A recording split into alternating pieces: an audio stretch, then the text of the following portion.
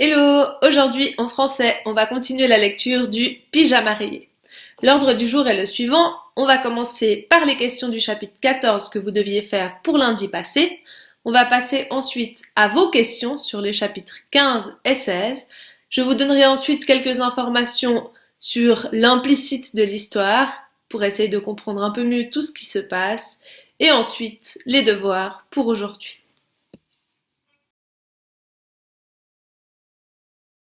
À vous de reprendre votre cahier de français avec vos réponses aux questions du chapitre 14. Et la correction nous est proposée par Evren. Merci.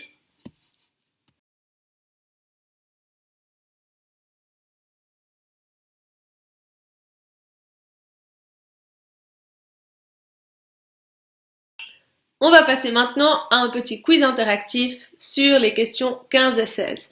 Les questions sont des questions que vous avez écrites la semaine passée.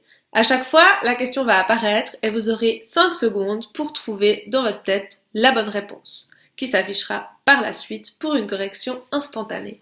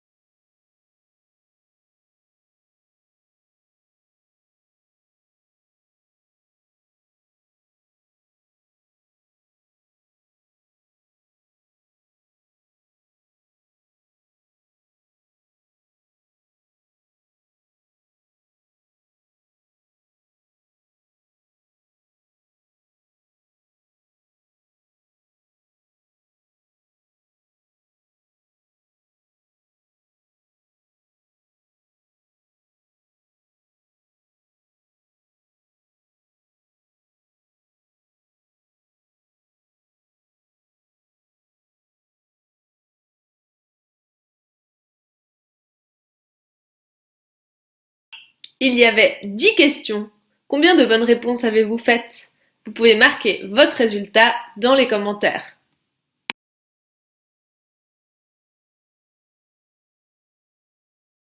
Je vais à présent vous lire le résumé de Jacqueline sur les chapitres 15 à 16. Ainsi, la suite de la lecture sera plus facile pour tout le monde.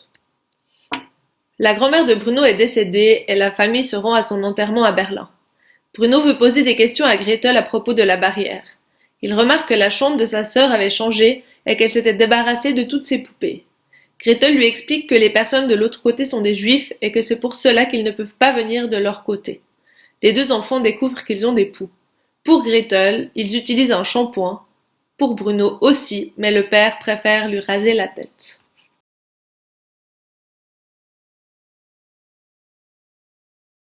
Et maintenant, quelques informations supplémentaires pour mieux comprendre ces deux chapitres. Plusieurs fois, on nous parle de xérès médicinal que sa mère prend. Le xérès est en fait un vin. On peut donc imaginer que sa mère est très triste et qu'elle boit beaucoup pour oublier tout ça. Mais quand Bruno rentre de Berlin, où il est allé pour l'enterrement de sa grand-mère, il nous dit que sa mère va beaucoup mieux. C'est sûrement parce qu'elle a une aventure avec le lieutenant Kotler. Nous avons plusieurs indices à ce sujet. Tout d'abord, c'est noté que la maman rigole beaucoup plus aux blagues de Kotler qu'à celles du père de Bruno. Ensuite, on les retrouve à un moment dans le salon, et la maman est en train de dire « Oh, cœur chéri !» et c'est là que Bruno entre, elle arrête donc sa conversation, mais les deux adultes vont dans une pièce sans que Bruno puisse voir ce qu'il se passe. On apprend ensuite que Kotler est muté, cela veut dire que son travail est ailleurs et il doit quitter Auschwitz. Il est également noté que, à ce moment-là, les deux parents de Bruno se fâchent très fort pendant la nuit. On imagine que c'est qu'ils ont eu une dispute à propos du lieutenant. Si ces éléments ne sont pas dits de façon explicite, c'est-à-dire de façon claire pour que tu le comprennes, c'est que toute l'histoire est vue à travers les yeux de Bruno, qui ne comprend pas toujours tout. D'ailleurs, Gretel fait que de lui dire qu'il prononce mal les choses. Ainsi, le Führer est en fait le Führer, qui représente Hitler, et Auschwitz est en fait Auschwitz, le camp de concentration pour les Juifs.